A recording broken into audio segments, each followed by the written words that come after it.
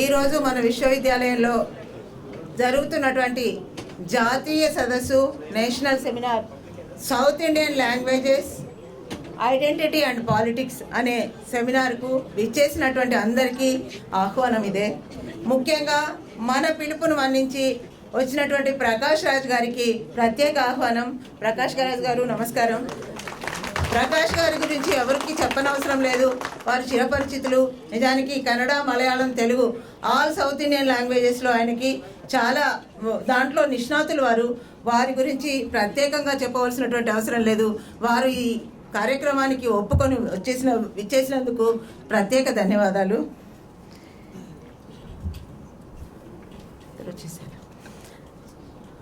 ఈ కార్యక్రమానికి ముఖ్య అతిథిగా డిస్టింగ్విష్డ్ గెస్ట్గా వచ్చినటువంటి మీనా కందస్వామి గారు. బహుశా మీలో కొంతమందికి పరిచయం ఉండొచ్చు, కొంతమంది మీనా కందస్వామి గారు విని ఉంటారు. ఆమె చాలా చిన్న వయసులో 17 ఏళ్ల నుంచే కవిత్వం రాస్తూ కవిత్వంలో రచనలో చాలా తన ప్రత్యేకమైనటువంటి శైలిని అలవర్చుకుంటూ ముఖ్యంగా దళిత సాహిత్యంపై, ఫెమినిజంపై చాలా గొప్ప రచనలు చేసినటువంటి ట్రాన్స్లేషన్లో అనువాదంలో దిట్ట అయినటువంటి మీనా కందస్వామి గారిని ప్రత్యేకంగా ఆహ్వానిస్తున్నాను. ధన్యవాదాలు మేడం. మరొక కె శ్రీనివాస్ గారు, మీకు ఎవరికి చెప్పనవసరం లేదు. ఆంధ్రజ్యోతి ఎడిటర్గా పనిచేసి సంభాషణ అనే కాలంని నడిపి ముఖ్యంగా అసలు సమకాలీన సమాజంలో జరుగుతూ ఉన్నటువంటి అన్ని అంశాలను ప్రత్యేకంగా తనదైన నిష్ఠ దృష్టితో చూస్తున్నటువంటి కె శ్రీనివాస్ గారికి ప్రత్యేక కృతజ్ఞతలు. ఇప్పుడు మనకు వచ్చినటువంటి ముగ్గురు అతిథులు కూడా 3 రంగాల్లో, ఒకరు పాత్రికేయ రంగంలో, ఒకరు రచనా రంగంలో, ఒకరు సినిమా రంగంలో. అయితే ఈ 3 రంగాలతో పాటుగా ముగ్గురు సామాజిక కార్యకర్తలుగా సమాజాన్ని మార్చడానికి ఒక ప్రత్యేకమైనటువంటి పని చేస్తున్నటువంటి, కృషి చేస్తున్నటువంటి వాళ్ళు. ఈ ముగ్గురికి ప్రత్యేక ధన్యవాదాలు ఈ సభాముఖంగా. ఇక మన విశ్వవిద్యాలయ కుటుంబ సభ్యులు, ముఖ్యంగా కుటుంబ పెద్ద అయినటువంటి గంటా చక్రపాణి గారికి సగౌరవంగా ఆహ్వానం. నిజానికి ఈ సౌత్ ఇండియన్ లాంగ్వేజెస్ అనే ఆలోచన మేము తెలుగు శాఖ నుంచి తెలుగు సబ్జెక్టు మీద మాత్రమే, తెలుగుకు సంబంధించినటువంటి సాహిత్యం మీద మాత్రమే పెట్టాలనుకుంటున్నప్పుడు ఒక ఆలోచనను మాలో రేపొందించి మాకు ఒక కొత్త ఆలోచననిచ్చి అసలు దక్షిణాది భాషల పట్ల ఎట్లా వివక్ష ఉంది, సౌత్ ఇండియన్ లాంగ్వేజెస్ మీద కేంద్రం ఎట్లాంటి వివక్ష చూపిస్తుంది అనే దాని మీద మనం ఒక ప్రత్యేకమైనటువంటి సదస్సు పెట్టాలి అని నిర్ణయించి ఆ ఆలోచనను కార్యరూపం దాల్చేటట్టుగా చేసినటువంటి గంటా చక్రపాణి గారికి ప్రత్యేక కృతజ్ఞతలు ఈ సభాముఖంగా తెలుపుతున్నాను. ఇక మా కార్యక్రమంలో ఏ సెమినార్ జరిపినా, ఏ కార్యక్రమాన్ని జరిపినా వెనుకుండి నడిపించేటటువంటి మా రిజిస్ట్రార్ ఎల్వికే రెడ్డి గారికి, అంతేకాదు ఈ రిజిస్ట్రారు తెలుగు శాఖలో కూడా ఉన్నారు, తెలుగు సాహిత్యం కూడా తెలిసినటువంటి వ్యక్తి. ముఖ్యంగా మా అంబేద్కర్ ఓపెన్ యూనివర్సిటీ తెలుగు భాషా సాహిత్యాలకు చాలా ప్రత్యేకమైన కృషి చేసింది. అందుకోసం ఆ తెలుగు భాషా సాహిత్యాల కృషి దృష్ట్యా మా ఎల్వికే రెడ్డి గారికి కూడా కృతజ్ఞతలు తెలుపుతున్నాను. ఆ తర్వాత గెస్ట్ ఆఫ్ ఆనర్గా వచ్చినటువంటి పుష్ప చక్రపాణి గారికి మరియు మా డీన్ ఫ్యాకల్టీ ఆఫ్ ఆర్ట్స్ రాణి రజిత మాధురి గారికి ప్రత్యేక కృతజ్ఞతలు. ఇప్పుడు డాక్టర్ మహేందర్ గారిని ప్రకాష్ రాజ్ గారికి బొకే ఇస్తూ సత్కరించవలసిందిగా కోరుతున్నాను. చూసారా? Okay okay.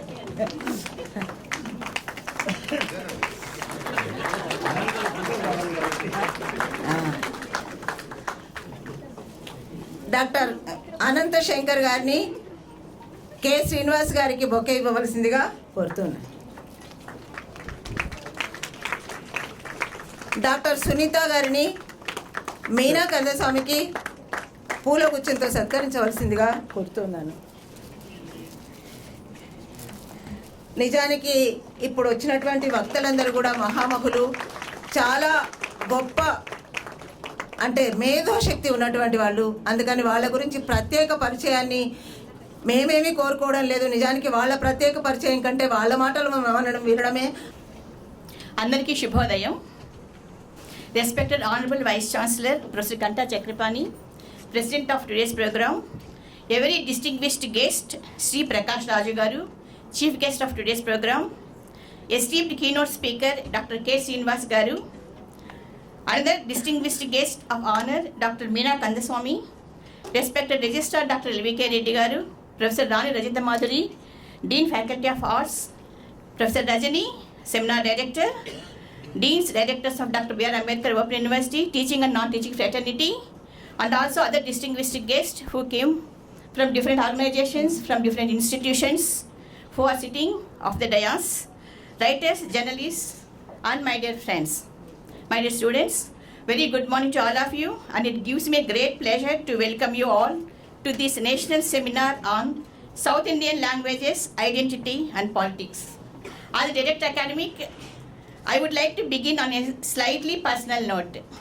In our university, we strongly believe that a university should be a space for dialogue, a place where all issues and all questions are openly debated and discussed. Over the years, sir, we have been organizing many seminars, conferences, lectures, and public discourses, and not just to add to the academic calendar, but to respond to the questions that society is asking us today. I feel this seminar is also coming from that very belief. So we all know that language is not merely a tool for communication.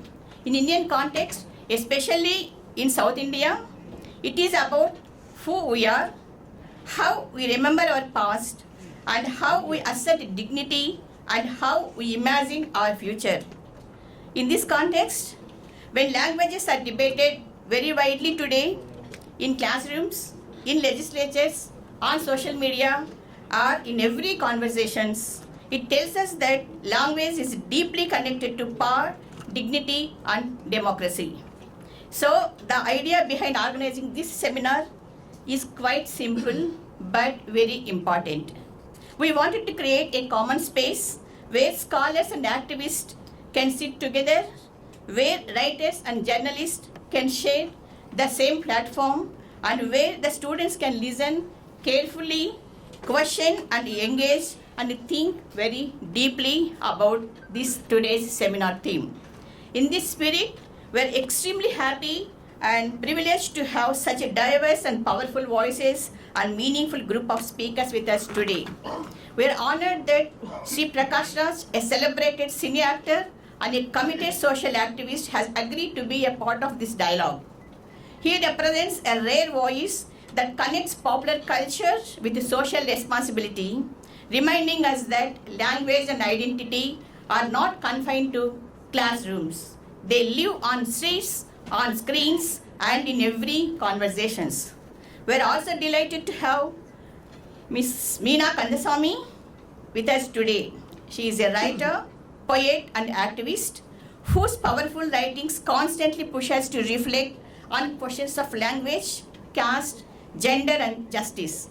Her presence strengthens the critical and ethical dimensions of this seminar today. We also warmly welcome Sri K. Srinivas Garu, former editor of Andhra Jyoti, whose long association with journalism offers invaluable insights into how language politics are shaped, represented, and sometimes contested in the public sphere. Sir, on behalf of the academic community and on my own behalf, I thank these three persons, Sri Prakash Raju, Dr. K. Srinivas, and Dr. Meena Kandasamy, for accepting our invitation and to be a part of this national seminar today. Along with them, we have eminent academicians, writers, journalists, and activists whose collective presence make this seminar truly interdisciplinary and socially grounded. I thank each one of them personally. Finally, I would like to emphasize that this seminar is not about quick answers or arriving at easy conclusions. It is about asking the right questions about linguistic diversity, cultural identity, constitutional values, and the future of Indian democracy. Our constitution celebrates plurality, and language is one of its strongest expressions, I believe. I sincerely hope the discussions over the next sessions will be open, thoughtful, and intellectually rigorous, true to the spirit of the university and true to the democratic ethos of our constitution. With these few words, I once again welcome you all, and I wish the seminar a meaningful deliberations. Thank you one and all. A warm good morning to one and all.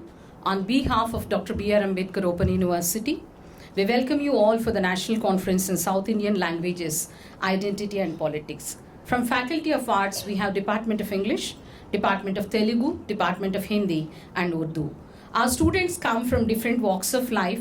They may be a school dropout, young mothers, police personnel, from army, and also from different spectrums of life. LGBTQ plus is also a proud alumni of our university. Catering to the needs of society and stakeholders, we design the programs and courses. From 42 plus years, we adopted language-specific courses focusing on mother tongue, specifically Telugu as a medium of instruction. We offer UG, PG, diploma and PhD programs from our faculty. In the discourse of language, identity and politics, language and identity are deeply rooted, and we strongly believe individuals express, construct and negotiate who they are within communities, signaling heritage and social status. The accent, dialect, word choices reflect the background, community, experiences, forming a core part of personal, social and national identities, which shifts in language potentially impact one's sense of self, identity and cultural roots. We strongly believe in negotiation and also engaging the communities in the source of language. In B.R. Ambedkar Open University, all our language department focuses on strengthening the mother tongue based on learning and functions as referential, informative, emotive, expressive, connective and poetic, as well as metalingual. Department of Urdu, which is exclusively from the Deccan culture, focuses not only as subject of learning language and literature.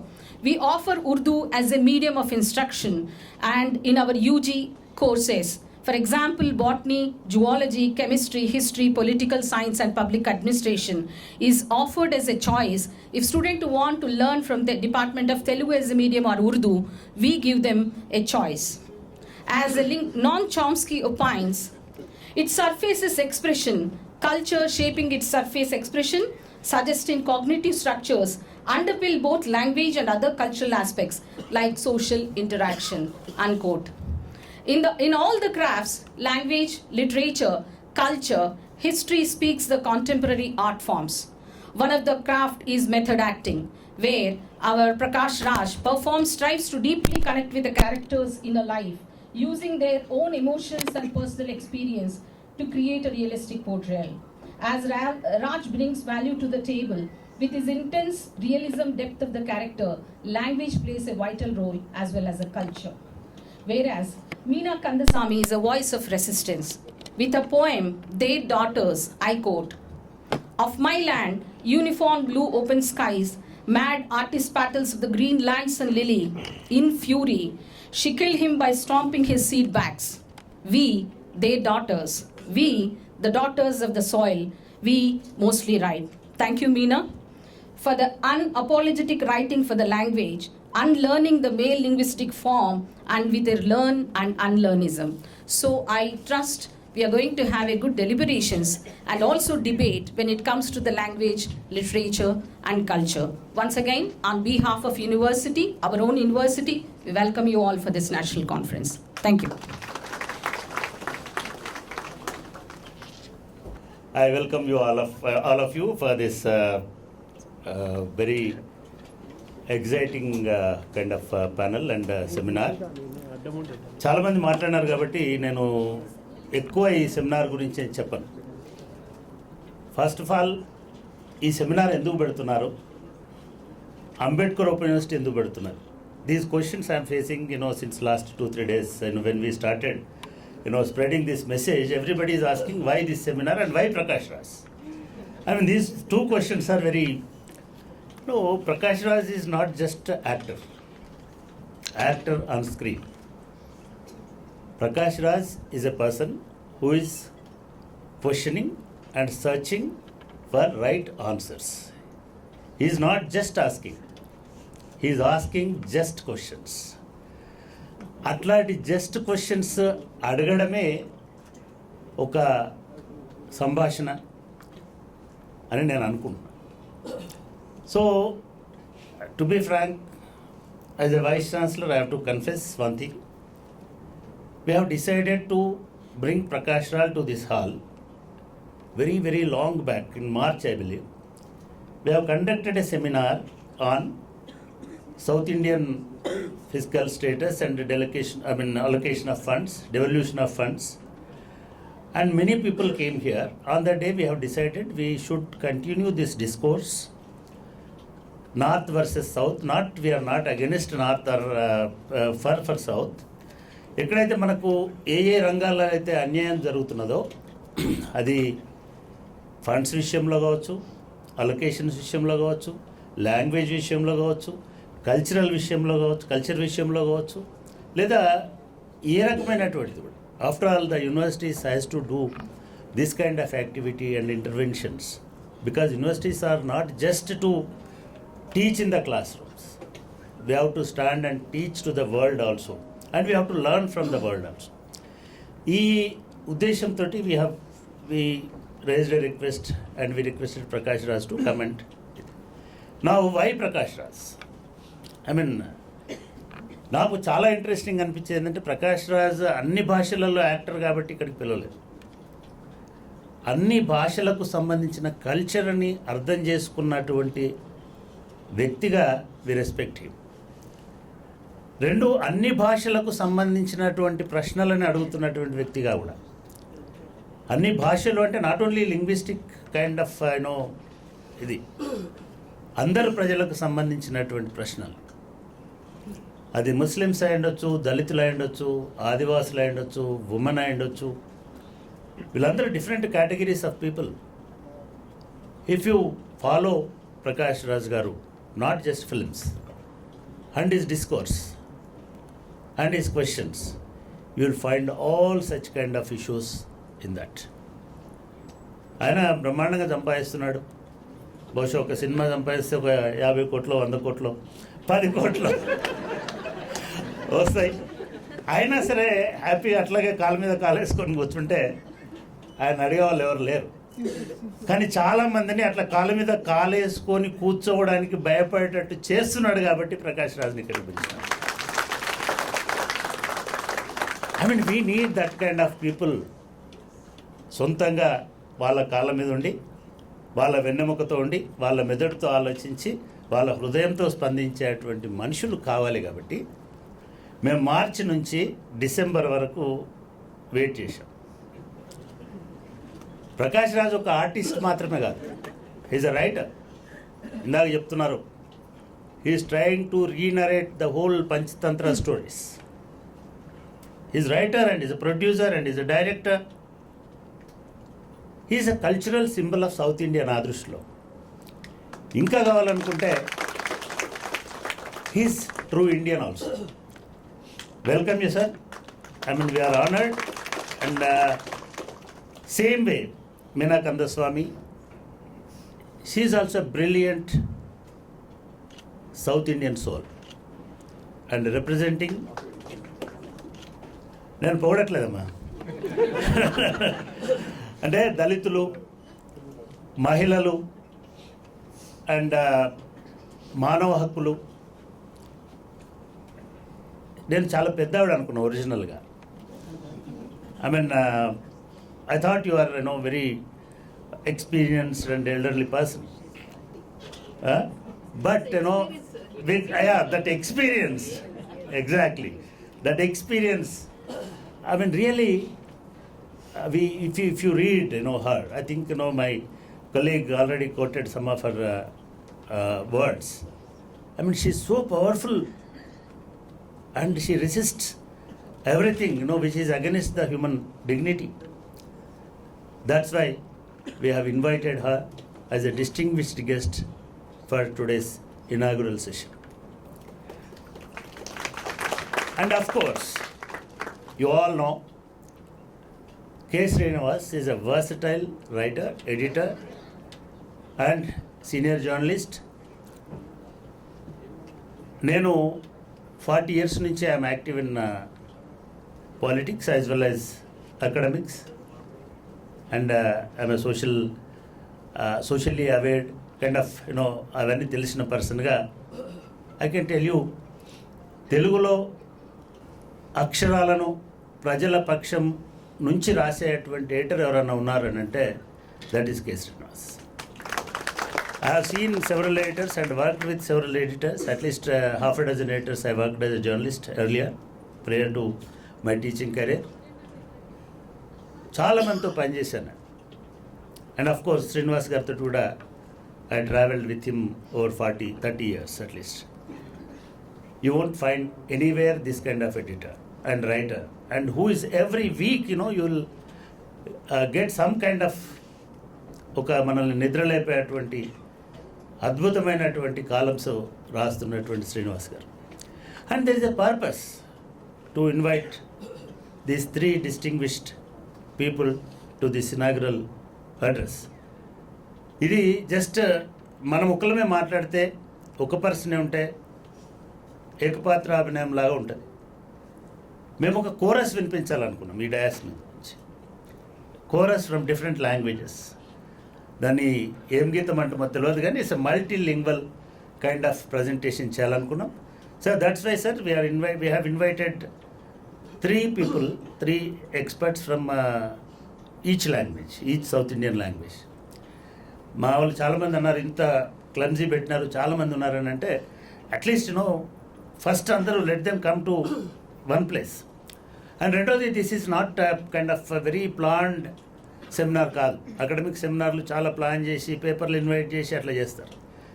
It is invited lectures లాగా అందరినీ ఎక్స్పర్ట్స్ని invite చేసి మేము select చేసినటువంటి వాళ్ళతో మాత్రమే ఇవాళ ఈ seminar చేస్తున్నాం. This is going to be kind of agenda setting seminar.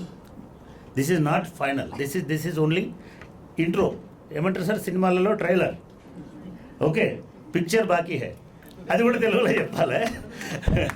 So ఈ పిక్చర్ క్యా హై, ఏంటిది, వాట్ ఈస్ ద పిక్చర్?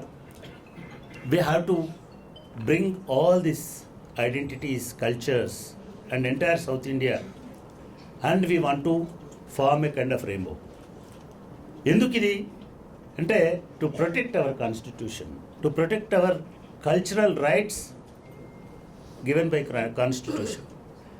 భారత రాజ్యాంగం ప్రతి భాషకు సమానమైన హోదా, గౌరవాన్ని ఇచ్చింది. కానీ అన్ఫార్చునేట్లీ ఇవాళ చాలామంది ఒక అన్ని మరకలకు ఒకే సబ్బు అన్నట్టుగా ప్రతిదానికి 1 language, 1 nation, 1 card, 1 style, 1 hair style, ఇట్లా చాలా విషయాలు 1 అనేటువంటి చెప్తూ వస్తున్నారు. దాంతో ప్రాబ్లం ఏమవుతుందని అంటే, ఈ డైవర్సిటీ ఏదైతే కాన్స్టిట్యూషన్ ప్రామిస్ చేసిందో ఆ డైవర్సిటీ మిస్ అవుతున్నాడు. Diversity is not just a word, diversity means our identity. Language is not just a kind of medium of instruction. No, language is our identity. ఇండియాకు ఈ identity లేకుండా పోతే, India అంతా ఒకే రంగులోకి వస్తే ఈ అందరి ప్రజల అస్తిత్వాలు పోతాయి. దీంతో కాన్స్టిట్యూషన్కు ఉన్నటువంటి విలువ కూడా పోతుంది. కాబట్టి as a university we have the responsibility to bring all these voices, number 1. And as a university which is named after great Baba Saheb Ambedkar, Dr. B.R. Ambedkar Open University, it is our we always feel it is our primary responsibility to bring such kind of issues and discuss elaborately. ఇది మేము చేస్తూ వస్తున్నటువంటి ప్రయత్నం గత కొద్ది రోజులుగా. అట్లాగే నేను ఇందాక చెప్పినట్టుగా this is not the final kind of seminar. దీని తర్వాత మేము sir we are planning to bring at least 1 university from each state of south India. వాళ్ళ దగ్గర రీజనల్ పెట్టుకొని అయినా సరే we want to conduct a kind of south Indian conclave, maybe next year or some other some time after. ఎందుకు అని అంటే, we need to bring this kind of ఒక protection of our language, culture and identity is very important. అది చేయడం కోసం ఒక చిన్న effort అయితే అనుకుంటున్నాం. We're not sure how many people will come with us and how many states నుంచి representation response ఎట్లా ఉంటుందో. కాబట్టి మేము ఈవెన్ కర్ణాటక నుంచి ఒక 2 Satish is coming in this evening, and Tamil Nadu నుంచి ఒక 2 and already they arrived here, and Telugu నుంచి ఆల్సో ఒక ఇద్దరు ముగ్గురిని Jeelakarra Srinivas and Venugopal and no they are coming throughout the day we are going to deliberate on this issue and we are just వాటన్నీ విని even Kerala నుంచి Arvind is here అందరినీ ఇక్కడికి తీసుకొచ్చేసి ఐ థింక్ బై ఈవినింగ్ ఒక common consensus at least not common diversified issues will come up based on that we are planning to go ahead. రెండోది చాలా response వచ్చింది దీనికి. జస్ట్ సారు మాకు ఒక 4-5 days back he confirmed the dates because he is here on a film shooting. ఈ 3 days అవైలబుల్గా ఉంటాను, any day is your choice అని చెప్పారు. సో మేము ఆ 2 రోజులు అయితే ఇంకా దగ్గర అవుతుందని last day which was 17, 18, 19th అన్నారు మీరు. So with that 19th is some kind of place ఉంటుందని. Thank you sir, thank you for accepting our invitation. I thank all the panelist, everybody is sitting over here. మీ అందరికీ కూడా ప్రత్యేకమైనటువంటి ధన్యవాదాలు యూనివర్సిటీకి వచ్చినందుకు అండ్ ఈ సెమినార్ని విజయవంతం చేస్తున్నందుకు. సో దీంట్లో ఈ సెషన్ ఇనాగ్రల్ పార్ట్ ఉంటుంది. ఇప్పుడు దీంట్లో ప్రకాష్ రాజ్ గారు ఇనాగ్రల్ లెక్చర్ అని అనుకున్నాం వారిని, అండ్ శ్రీనివాస్ గారు is going to deliver keynote address, and Meena also she is our distinguished guest and she speak on the same kind of on the theme. Now I request Prakash Raj garu to deliver this, to launch this conference. అందరికీ నమస్కారం. శ్రీనివాస్ గారు ఉన్నారు, doctor Meena Kandaswamy గారు ఉన్నారు, బాగా రాసుకుని వచ్చారు. So డీటెయిల్గా వాళ్ళు మాట్లాడతారు.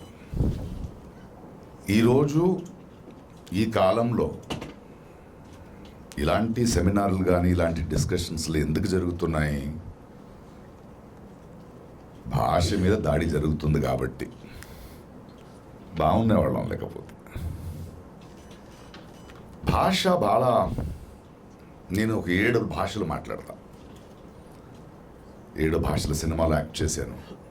చాలా అద్భుతమైన జీవితం నాది. అంటే ఎన్నో నదుల నీళ్లు, ఎన్నో భోజనాలు, ఎన్నో కల్చర్స్, ఎన్నో స్టోరీస్, ఎన్నో క్యారెక్టర్స్.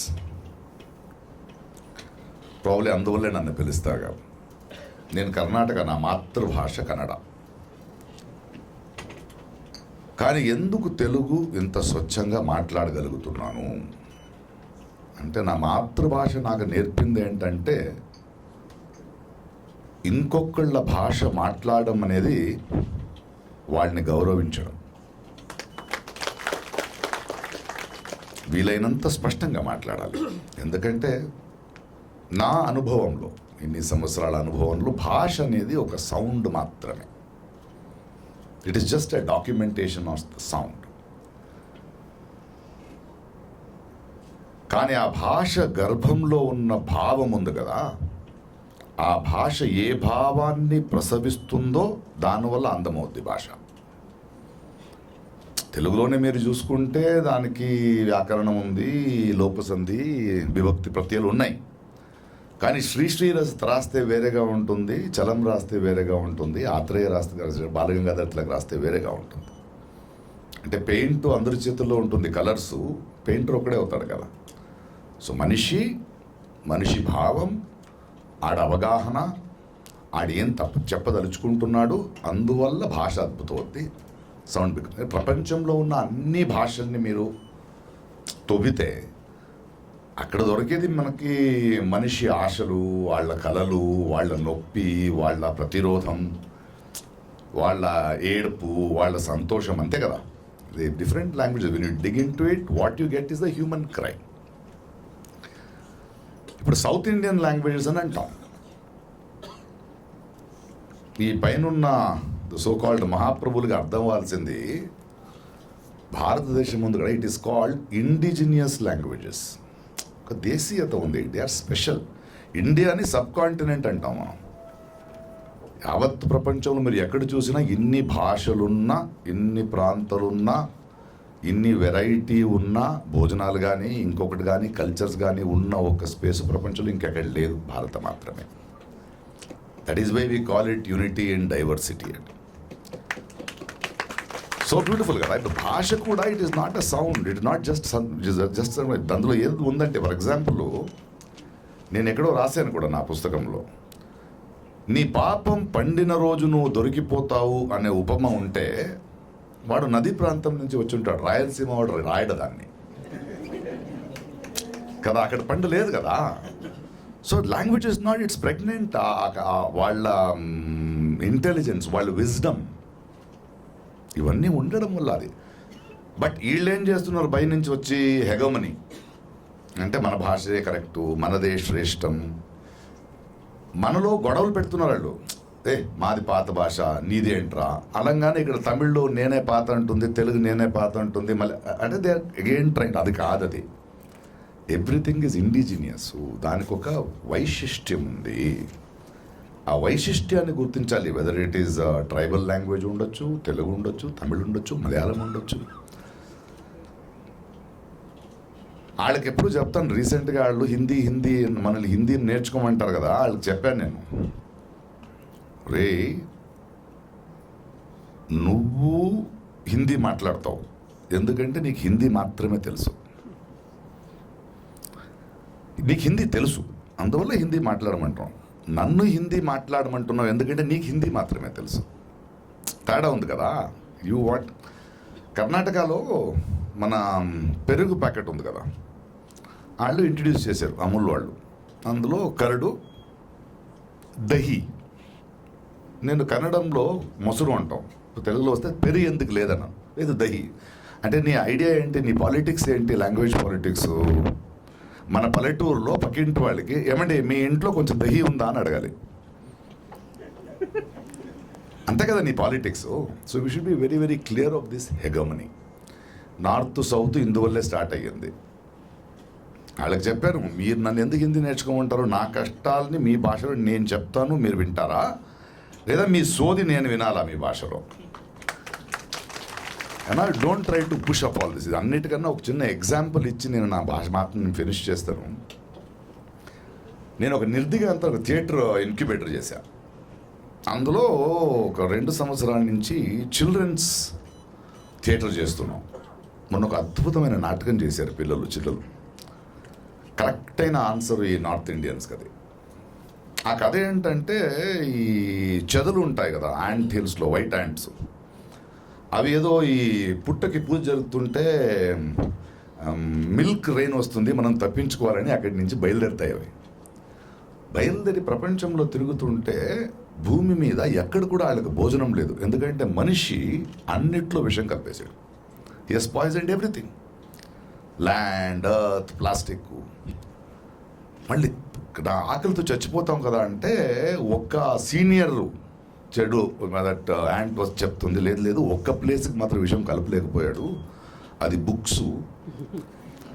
సో మీరు వెళ్ళి ఆ బుక్స్ని తినండి అని అందరూ ఒక గ్రంథాలయానికి వెళ్తారు. ఆ గ్రంథాలయానికి వెళ్తే ఒక చిన్న ఐ to be or not to be అని వస్తుంది, అంటే అటు షేక్స్పియర్ని తిన్నాడు. సో ఆ బుక్స్ ఉండి అక్కడ రామాయణం ఉంది, భగవద్గీత ఉంది, విక్రమోర్బేతాలు ఉన్నాయి. తినేదానికి ముందు చెప్తుంది, చూడు తిను, బట్ ఈ ఆహారంలో వైశిష్ట్యం ఏంటంటే నువ్వు ఎంత జీర్ణించుకుంటావో అది నీది. ఒకటి, ఎక్కువ తింటే పాత్రమైపోతావని. సరే కొందరు వెళ్ళిపోయి రామాయణం తినేస్తాయి. ఆ తర్వాత ఒక బ్యూటిఫుల్గా స్టోరీ రాశారు. రామ, లక్ష్మణ, సీత 3 క్యారెక్టర్స్ సౌత్ ఇండియా వస్తాయి. వాళ్ళు వనవాసం కదా, వస్తూ ఆడు గూగుల్ మ్యాప్లో వస్తూ సీత తిడుతూ, ఇదేంటిది హ్యాపీగా మేము ప్యాలెస్లో ఉన్న ఇక్కడ తీసుకొచ్చా, లేదు వెళ్దాం, అరే ఇక్కడ ఒక అరణ్యం కనిపిస్తుంది అంటాడు. లక్ష్మణుడు అరణ్యం కాదు, అది తోటం, రావణుడిది అది. అక్కడ ఒక గేట్ ఉంది, అంత బ్రాకెట్లో శూర్పణఖ ఆ చెల్లి పేరు కూడా రాస్తుంటాడు. లోపల వెళ్ళి పండు తినాలి.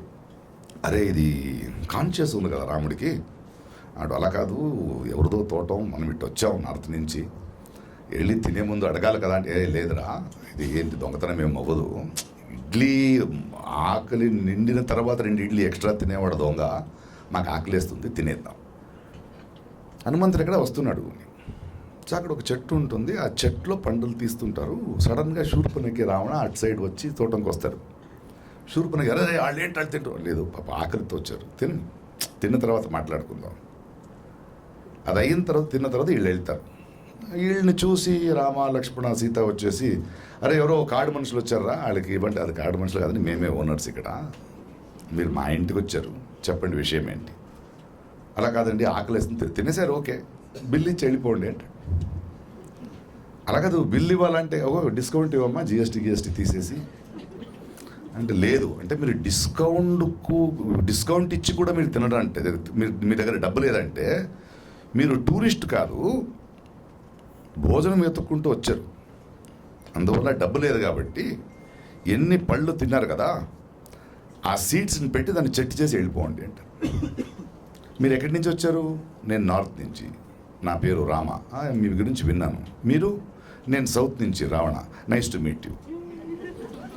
ఇంత సింపుల్. వాళ్ళు ఇక్కడ వస్తే మా భాష నేర్చుకోవాలి, మా కల్చర్ని గౌరవించాలి, ఇక్కడ సంపాదించడానికి కొంచెం పెట్టుబడి పెట్టి వెళ్ళాలి.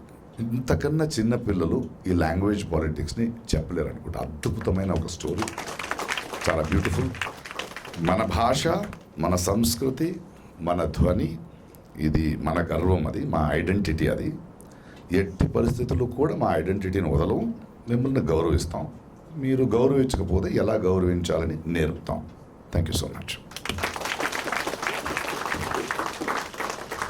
Thank you sir. చాలా చిన్న కథలతో, పిట్ట కథలతో పెద్ద నీతిని బోధించడం అనేటువంటిది మీకు మాత్రమే తెలిసిన విద్య sir. Thank you very much. Now I request k Srinivas garu to deliver his keynote speech. అందరికీ నమస్కారం. Good morning to all distinguished guests, panelists, participants and audience. ఈ సెమినార్ కీనోట్ అడ్రస్ ఇవ్వడానికి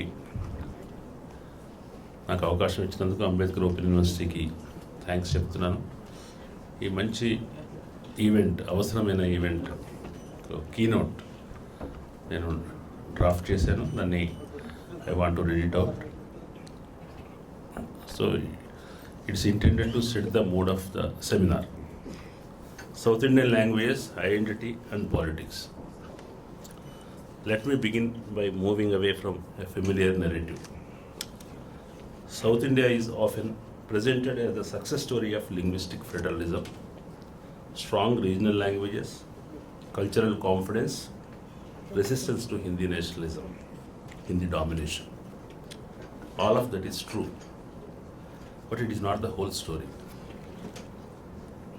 My argument today is that South Indian language politics must be understood within the national, constitutional and historical framework, not merely as an internal regional story. And my central claim is, in India, language functions not just as identity, but as political infrastructure. It structures education, access to power, and federal negotiation.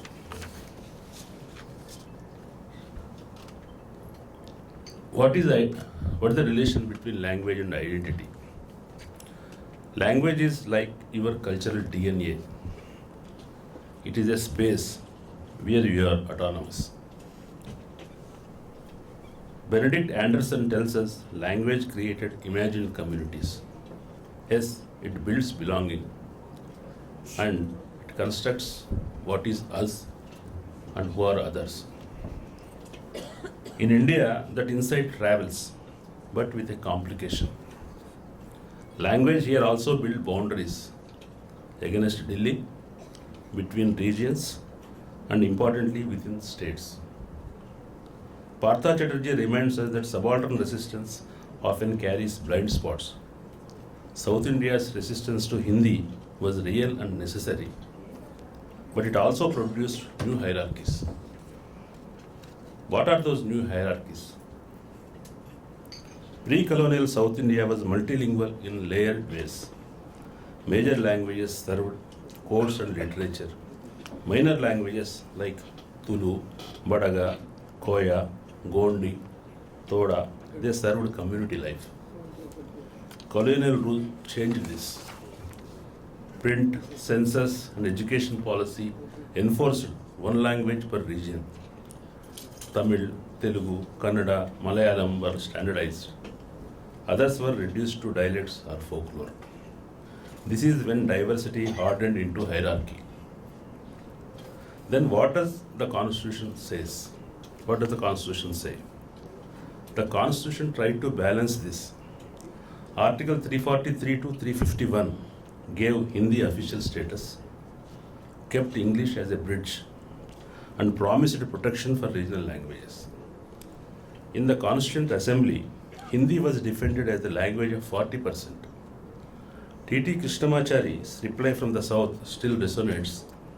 This would be linguistic slavery. The 15-year shift to Hindi never happened because South India resisted. The 1965 anti-Hindi agitation forced Parliament to retain English.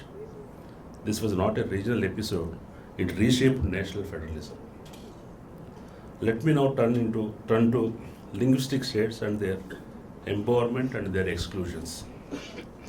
In 1956, linguistic reorganization empowered millions. Tamil, Telugu, Kannada, Malayalam entered the 8th schedule. They gained education, administration, media.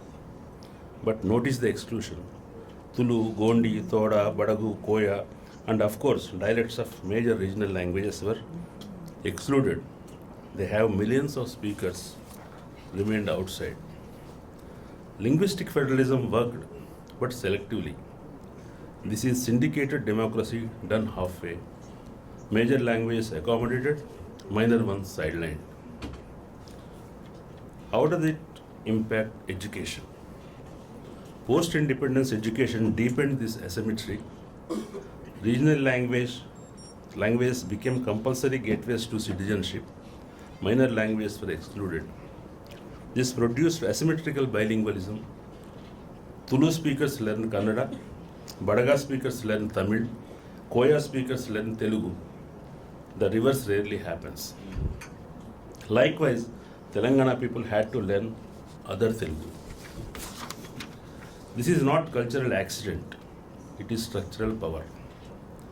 But even the South Indian regional majors aligned? Are they together? No. Equally striking is the lack of interstate linguistic exchange. Tamil literature circulates poorly in Telugu region. Telugu rarely reaches Kannada or Malayalam readers. Each language thrives, but in isolation. Recent attempts like a Bengaluru festival, Book Brahma, bringing South Indian writers together matter. But without translation, institutions and shared curricula, they remain only symbolic.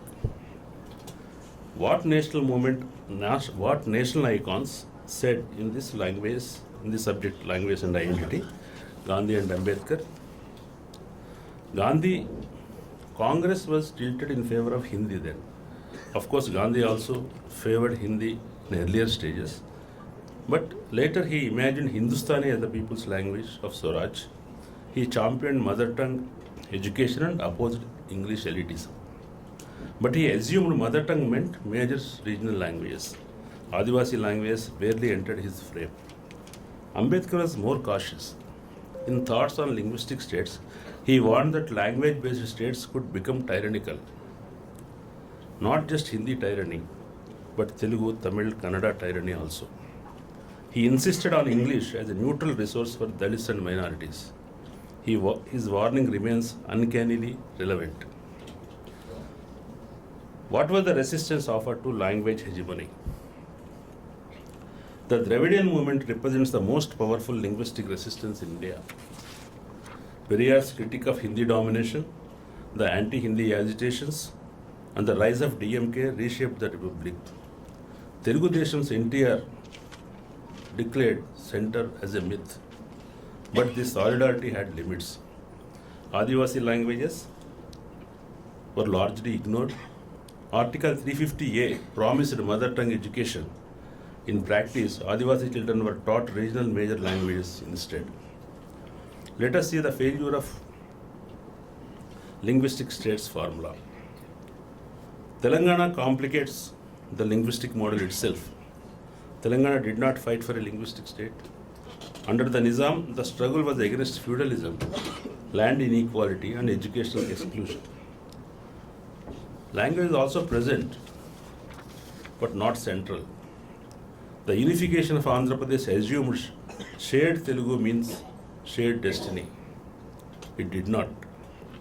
The formation of Telangana in 2014 marks a rare moment, a linguistic state breaking apart for non-linguistic reasons. This is Ambedkar's warning realized. Let us turn into North-South divide and its other phases. Nationally, the North-South divide is political and economical, not just cultural. North India trends towards linguistic consolidation. South India sustains multiple strong languages. This is why anxieties about centralization, redistribution, and Hindi imposition are expressed through language. National Education Policy 2020 reopens these debates. Digital media strengthens major languages. Minor languages gain visibility but not institutional power. This is linguistic capital at work. How about politics? And there is a fight over history also. What about politics? The differences between North and South India are not confined to language. They arise from long historical developments that shaped society in distinct ways. In the South, education spread earlier, social reform movements took root, and cultural institutions advanced steadily. These foundations contributed to the greater prosperity in the region that is experiencing today. By contrast, large parts of North India continue to face challenges of lower literacy, higher poverty, and slower social transformation. Persistent deprivation has created conditions in which communal mobilization have gained ground. These forces now exert a strong influence on national politics and trying hard to export it to the South also. The ruling party, having consolidated the position in the North, faces resistance in the South. The resistance is expressed in the form of demands for fiscal federalism, equitable share in GST income, and opposing governors meddling in states' politics. And what are the fight over history? What is the fight over the history? I want to briefly touch on another domain where language politics recently acquired a new vocabulary, that are genetics and archaeology. Recent genetic research on South Asian populations has significantly complicated the old idea of a clean civilizational divide between North and South India. They are not separate races, yes, but there is some genetic distance also. Large-scale genome studies now suggest that most Indian populations, North and South, carry mixed ancestries, often described as combination of ancient hunter-gatherer, Iranian-related agricultural, and steppe-linked components. Of course, there is still a difference. Ancient ancestral South Indians were already in India long before ancient North Indian groups arrived here and mixed with the population. It is also correct to say that present-day South Indians generally carry more ancestral South Indian genes than ANI, the North Indians. What matters here is not the science itself, but how it enters public and political discourse. Genetic findings are increasingly mobilized to make claims about cultural seniority, civilizational purity, homogeneity, dissimilarity, and historical precedence. In other words, biology is quietly being asked to do the work of ideology. This is where the Keeladi excavations become crucial. Keeladi in Tamil Nadu has revealed evidence of a large urban literate settlement dating back more than 2000 years with material culture that does not fit neatly into North-centric and Sanskrit-centric civilizational narratives. The controversy surrounding Keeladi, the Tamil Nadu government is facing the funding withdrawals and report delays and administrative pushback therefore not merely archaeological. It is epistemic and political. What is at stake is not simply where civilization began, but who gets to define civilizational origins and through which language and which archives. Once again, language becomes a medium through which deeper anxieties are articulated. Tamil versus Sanskrit, regional past versus national master narratives. Seen this way, genetics and archaeology do not lie outside language politics. They intensify it. Then, what should be our outlook at this juncture? South India vehemently resisted national linguistic domination and is still doing. But in doing so, it reproduced domination at home. Gandhi gave the language of hope, Periyar gave the language of resistance, Ambedkar gave the language of warning. The future demands recognition of minor languages, serious inter-south translation, enforcement of Article 350A, and extending language education beyond state borders. Only then can language move from a site of domination to a shared democratic resource. Thank you. Good morning, everyone. I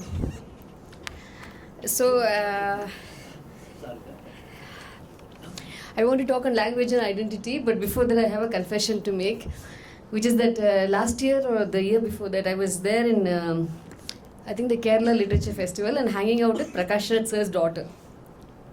And she was like, I was telling her, you know, I have a big crush on your father. And I was also telling her, that's why I can't stay in that room. She was like, no, I want to introduce you. I said to her, he's appa to you, he's daddy to me. So I spent all my time staying away, going and smoking with his daughter. I don't know if he knows that she smokes. But yeah, so we were hanging out. And then, you know, the universe always decides to troll me, always puts me in a difficult spot. It said, you will not stay in the same room with him, I'll put you next to him on the dais. So yeah, I have been self-trolled or you know, tested by the universe. Just wanted to start on that point. Having said this, it was a great pleasure to be invited by the Vice Chancellor, Professor Ganta Chakrapani, and also my friend from the Vidudalai Chiruthaigal Katchi, Jilikura Srinivas, who is here, and also Professor Rajani ma'am, and everyone else on the dais to be here. For me, it's a very interesting topic to talk about language and identity, because I am Tamil, very fiercely Tamil, but I also write only in English. And sometimes I think that because I write, you know, the kind of things that ma'am wants to read or anybody wants to read, I think because I write in English, I always have that, this little gap that protects me. I'm not yet in jail. I'm not, I wrote my last book and I called it Tomorrow Someone Will Arrest You. Because that's the climate under which we live, but somehow I think English is shielding me. And I never realized how important this little gap is from, you know, making people's sentiments completely flare up. Because my book came out in Malayalam, I think in 2010 or something. And then the Congress was burning the book because they were very angry that I had insulted Gandhi. And so I think Ramesh Chennitala, he said she should not even enter Kerala. But then it was not only the Congress, the BJP was also burning the book in another city in Kollam. So they also had some problems with how I was attacking caste. And then I realized translations are so dangerous, because as long as you say something in English, you know, that space exists and you just get away. It's like a hit and run. You're doing very political work, but you are able to escape. But once you start talking, or, you know, even when your ideas go into the mother tongue, it becomes extremely inflammable. So having said that, I wanted to share, I did not know how to go after Dr. Srinivas's speech, but I have many things to share as a Tamil person and my perspective. Tamils are slightly fundamental about our language, and I think for very good reasons. So the primary thing, and how I have looked at language and identity, especially through the lens of a woman. What exactly has language struggle meant to me as a woman, or what it has meant in the history of, Tamil to women, especially to Tamil women. So, for instance, the early Tamil revivalist, or what they call the Marumalarchi movement, which was trying to take look at Tamil language and find out how much percentage of Sanskrit is used in this language. So this must have been around the early 20th century, and they realized that more than 50-60% of our language contains Sanskrit words. So the Marumalarchi movement basically worked, and they were like, this is Mother Tamil, and some of the language in which men were arguing about was the purity of Tamil is gone under Sanskritic influence.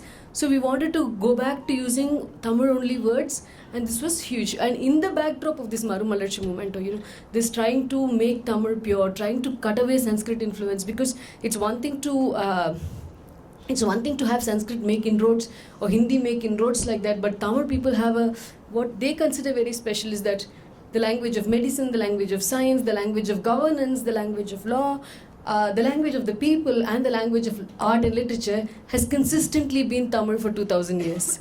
Anywhere else in the world, this is very difficult to find. Maybe in China, but anywhere else, it's more like somebody else is ruling with one language. The language of law is different. The language of prayer is different. The language of literature is different. The language of science is different. People coexist. Here, Tamil was serving all these purposes. Therefore, the need to come back to the original form was important. And here is where, in 1938, Periyar starts the anti-Hindi agitations, and what is often not given the amplification that it requires or it deserves is that in 1938, when he leads the anti-Hindi agitations, there are more than 100 women who go to jail, and more than 16 or 17 of them actually are taking their own children to jail.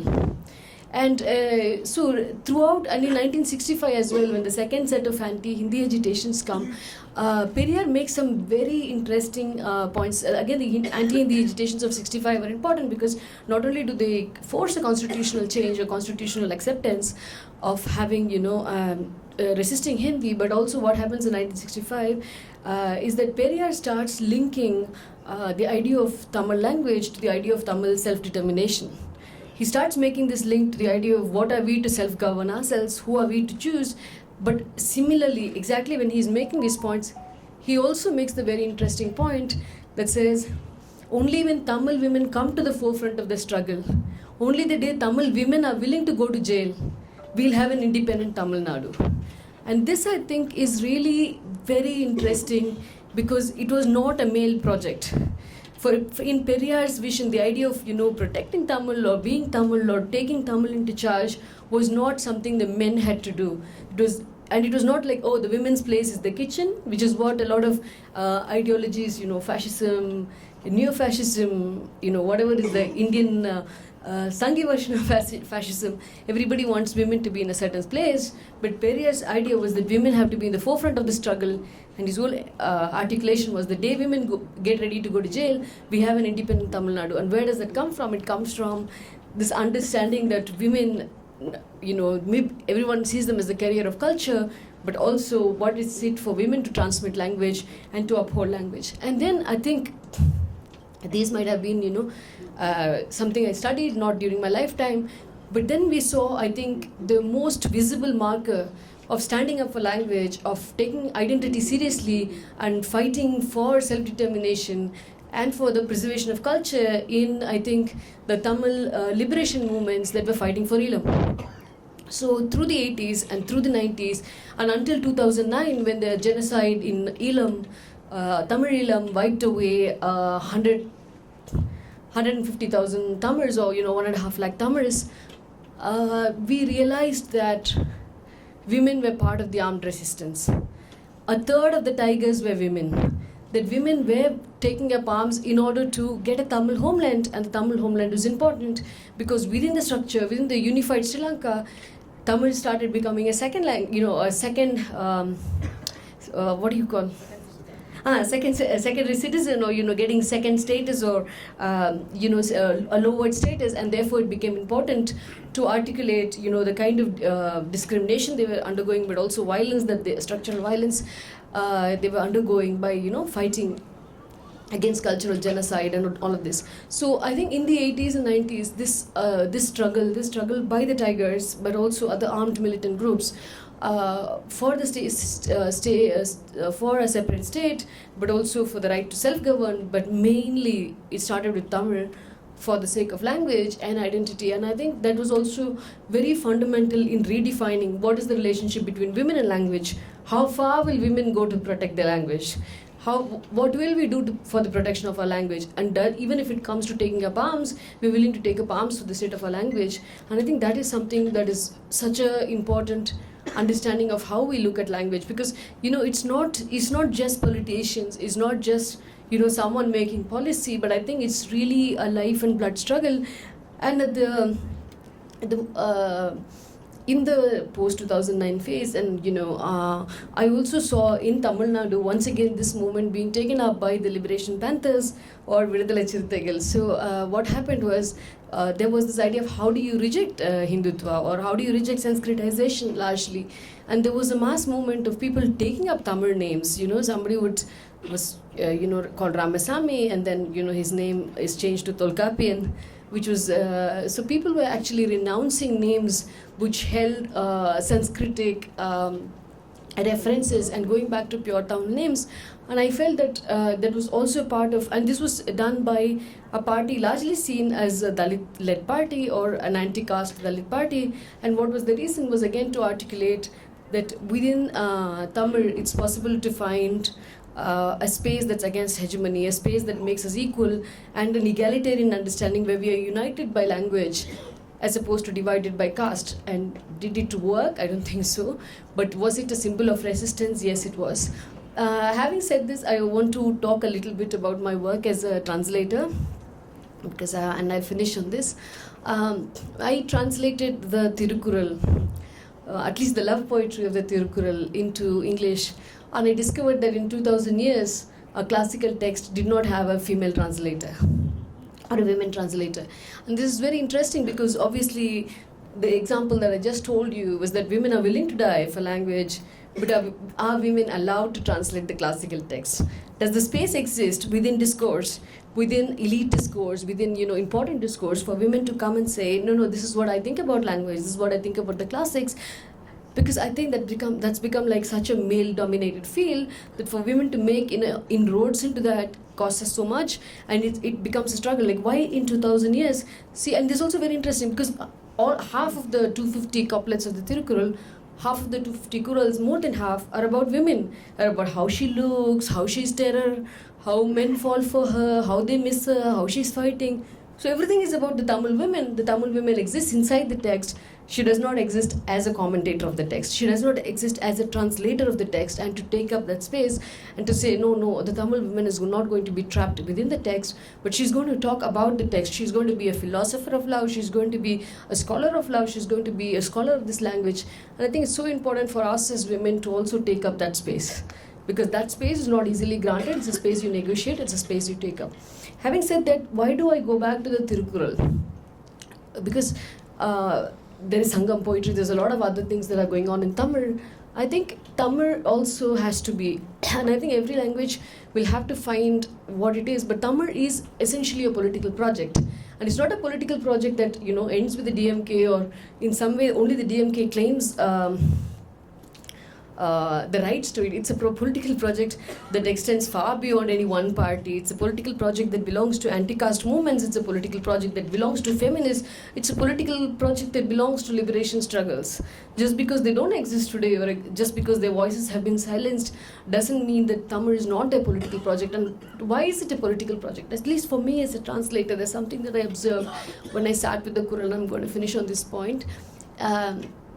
Is that what are we often, we are here today, but there's something that is uniting us, which is to understand that the imposition of Hindi or the imposition of any language or any culture, why do we resist it?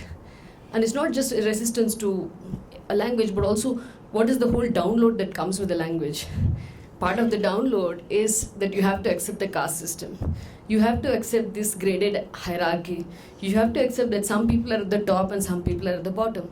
And the second thing, and this is the embedded part of the download, is that women are, if they're not oppressed, at least they're controlled. So this control of women is also part of this download project of whatever language they want to impose, whatever culture they want to impose. And here I think that Tamil, and especially the Tirukural, Periyar was, in spite of all his work, in spite of everybody says, he called Tamil barbaric, he called Tamil this and this, But Periyar actually held meetings or conferences only on the Tirukural around the country, and he said, "This is my answer to Varnashrama. This is my answer to, Hindu imposition." And there's two things in the Tirukural that really stand out for me. One, of course, has been appropriated by Vijay. Unfortunately, is the part that says "Pirapokkum ella uyirkum," which is that all lives are the same by birth, which runs contrary to Manusmriti, runs contrary to a lot of these ideas that people are by birth, stratified, or there is hierarchy in birth. To believe that there is no hierarchy is a very important point. And the second thing is that you read the Manusmriti, or you read a lot of these North Indian texts, and there's this idea that women have to be suspected, that women have to be controlled, that women cannot be trusted with their fathers, with their brothers, with their sisters, daughters, with their sons or their father-in-laws. What I was saying, that it's in the nature of women to be fickle, it's in the nature of women to do this and that. So the idea of how women are controlled in these texts. And then you go to the Tirukural, and the Tirukural is exactly diametrically opposite to it. So it says, "Sirai kaakkum kaappu evan seyyum magalar nirai kaakkum kaappe thalai," which is, what is the point of putting a prison on a woman? It's only for the women to control herself. And I think this exact idea that female autonomy, female independence lies in actually letting her choose, in letting her have control. I think that is so fundamentally different from what the right wing and the fascists want us to follow. So for these two reasons, I find that it's a very interesting, important political project that we take up, our mother tongues, or especially in the south, Tamil, Telugu, Kannada, Malayalam, and also the other languages, Tulu, the Adivasi languages, and use them as sites of memory, sites of resistance, and also archival sites where we remember the history of what we fought for and what we fought against. So thank you so much.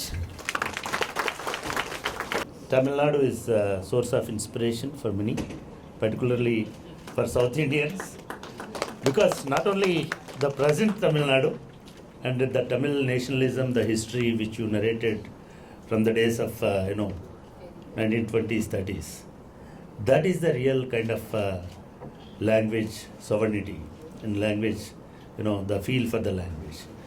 Yes, Meena Kandasamy garu తమిళనాడులో జరిగినటువంటి language resistance moment కానీ nationalism moment కానీ she presented very elaborately. And ఈ ముగ్గురు మాట్లాడిన తర్వాత, as we expected, మేము ప్రకాష్ రాజ్ గారిని దీనికి ఒక టోన్ తీసుకురావడానికి, ఒక స్పార్క్ తీసుకురావడానికి, బికాస్ ఈజ్ ఆల్వేస్ దాన్ని ఇది చేస్తున్నారు కాబట్టి, ఒక నేషనల్ కాంటెక్స్ట్లో ఈ కన్వర్జేషన్ని ఓపెన్ చేయడానికి వి ఇన్వైటెడ్ ప్రకాష్ రాజ్ గారు. ఆయన తన స్పీచ్లో చాలా క్లియర్గా దాన్ని సెట్ చేశారు. రెండవది శ్రీనివాస్ గారు, అండ్ చాలామంది అనుకుంటారు మా అకాడమిషియన్స్ లాంగ్వేజ్ వేరుంటుంది, జర్నలిస్టుల లాంగ్వేజ్ వేరుంటుందని. ఇవాళ శ్రీనివాస్ గారు ఇచ్చినటువంటి కీనోట్ ఈస్ మోర్ దెన్ ఒక అకాడమిక్ ఇదే కాకుండా very highly thought provoking, and దీన్ని తీసుకొచ్చినారు. Thank you sir. And Meena గారు, మా language, identity and politics, and how political spaces and political resistance is required, that is very very important. And దాన్ని కూడా పర్ఫెక్ట్గా ఫుల్ఫిల్ చేశారు. ఈ సెమినార్ డే లాంగ్ ఉంటుంది ఇవాళ, and many friends are here, particularly Parthasarathy garu from EFLU, Tarakeshwar garu, and Ramulu, professor Pillalamarri Ramulu garu, and Satish Cheppakare, Satish is also here, and మిగతా చాలామంది, Srinivas, జలకర Srinivas, and అందరూ వచ్చారు. లంచ్ ఉంటుంది పిల్లలందరికీ, మిగతా పార్టిసిపెంట్స్ అందరికీ. దాని తర్వాత కూడా మళ్ళీ సెషన్స్ ఉంటాయి. Sir, this program is divided into 4 different sessions. After this, again, there are going to be, several other. Next session lo, V. Nityanand Rao is Vice Chancellor, Suravaram Pratap Reddy, Telugu University. He is presiding that session. And there, Professor Parthasarathi is, I should not say Tamil Nadu, but he is of course a proud Tamilian. And CV Venkateshwarlu is from Telugu, and Venugopal also will come, and Jilkara Srinivas also will be there in the same session. Yeah, Arvind Variyar and Tarakeshwar Garu, Tarakeshwar also is here. And very interestingly, I mean, tweet lo idi chestunte somebody asked that crook or grook, whatever, grok, who are the speakers and what is their background. I mean, it narrated every speaker, and ముందు ఎవడైతే comment చేసినాడో దానికి సరిపోయేటట్టునే answer ఇచ్చింది. So that I felt very happy.